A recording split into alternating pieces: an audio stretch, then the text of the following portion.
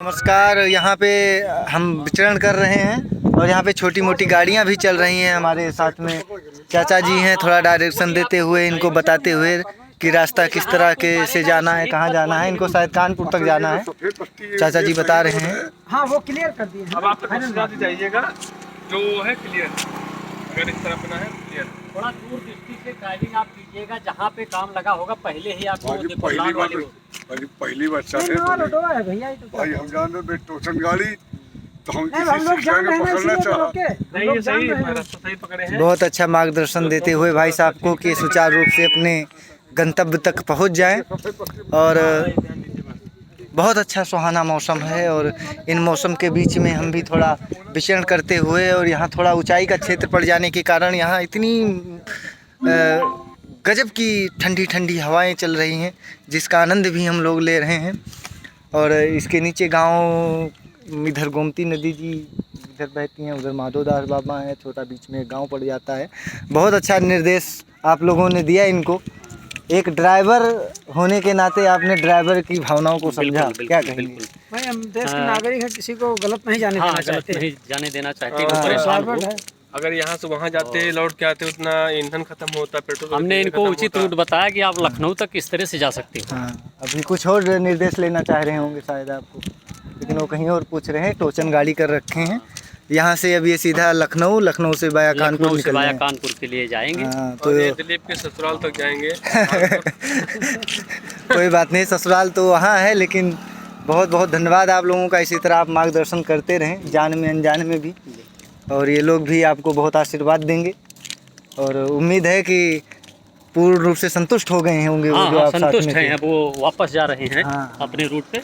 नहीं, तो ये मौसम भी बहुत अच्छा है अंकल जी, क्योंकि ये थोड़ा ऊंचाई के क्षेत्र में पड़ जाने के कारण जो यहाँ की समीर बह रही है, जो यहाँ की हवा बह रही है, आनंदित करने वाली हवा है। गोमती नदी दिख रही है। हाँ, वो तो दिख रही है। ये भी यहाँ से कुछ गाड़ियाँ भी चल रही हैं। तो कैसा अनुभव लग रहा है? हवा के बारे में बताइए। थोड़ा ऊंचाई क्षेत्र में आ जाने के कारण हवा कैसे परिवर्तित हुई है? हवा बहुत अच्छी है, शिमला फेल है। वाह। तो जैसा कि चाचा जी ने बताया कि शिमला फैल है और काफ़ी शुद्ध हवा है, क्योंकि चारों तरफ यहाँ पे वृक्ष अभी भी पर्याप्त मात्रा में है, क्योंकि ये हाईवे पर बनने से पहले यहाँ पे काफ़ी ये वृक्षों के ऊपर ही शायद ये बना हुआ है भाई साहब। हाँ, पूरा बाग था पहले का, पूरा बाग। तो थोड़ा एक दूसरे नज़रिए से देखा जाए तो ये कल्पना भी नहीं किए थे हम लोग ये 6 लाइन बनेगी। बिल्कुल नहीं। लेकिन जो हम लोगों का प्राकृतिक रूप से दोहन किया गया है, आप कह सकते हैं दोहन हुआ है या विकास, क्या मानते हैं? दोहन तो ज़्यादा नहीं कहेंगे, हम तो कहेंगे देश का विकास हो रहा है, आवागमन बन रहा है, रास्ते से ही सब कुछ है। रास्ता नहीं है तो क्या विकास है? बिजनेस बढ़ेगा, आवागमन होगा, तो मेन तो यही है देश के विकास के लिए। और नहीं, जैसे सरकार ने प्रयास किया है, इसे हम देख सकते हैं कि यहाँ पे पूर्ति करने का प्रयास कर रही है कि जगह जगह हम वृक्ष लगा रहे हैं। साइड में भी वृक्ष लगाया है काफ़ी ज़्यादा। वन क्षेत्र को पूरा करने के लिए वैकल्पिक व्यवस्था है। इसे इन वृक्षों से जो प्रदूषित वायु है प्योरीफाई हो जाएगी, प्लस धूल के कण हैं वो इसमें रुक जाएंगे।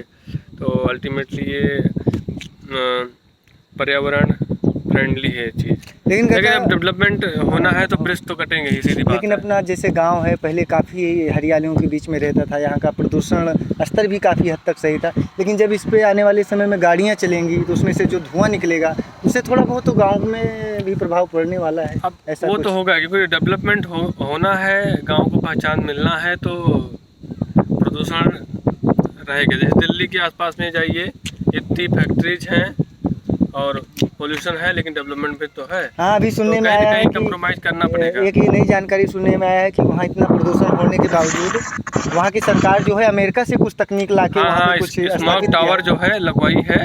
वो उसका लगभग 50 फीट या 60 फीट ऊंची वो टावर लगा है। तो उसमें लगभग 1 किलोमीटर के परिधि में जितनी हवा है, प्रदूषित हवा है, उसको वो सक करेगा और उसको शुद्ध करके पूरा वो वहाँ पे हवा निकाल देगा। लेकिन हमें लगता है काका जी, अभी हमारे यहाँ 40-50 साल ऐसी मशीनरी की आवश्यकता नहीं होगी। नहीं पड़ी, क्योंकि हमारे यहाँ वन क्षेत्र ज़्यादा है, इंडस्ट्री अभी नहीं है। हो सकता है इस रोड के आसपास में इंडस्ट्री आए, डिपेंड करता है गवर्नमेंट कौन सी आती है, क्योंकि 2022 में यूपी का चुनाव है। यूपी के चुनाव 5 साल में यूपी को कहाँ ले जाना है वो क्लियर हो जाएगा। Clear क्योंकि हो डेवलपमेंट इंडस्ट्री आएगी तभी रोजगार बढ़ेगा, डेवलपमेंट होगा, नाम होगा यूपी का, अपने सुल्तानपुर का नाम होगा। बहुत बहुत धन्यवाद काका, अद्भुत जानकारियाँ भाई साहब से भी प्राप्त हुई, हमारे चाचा जी से भी, और आपने नागेंद्र शुक्ल जी को भी सुना। तो इन सब का बहुत बहुत धन्यवाद। जल्द ही मिलते हैं आपसे।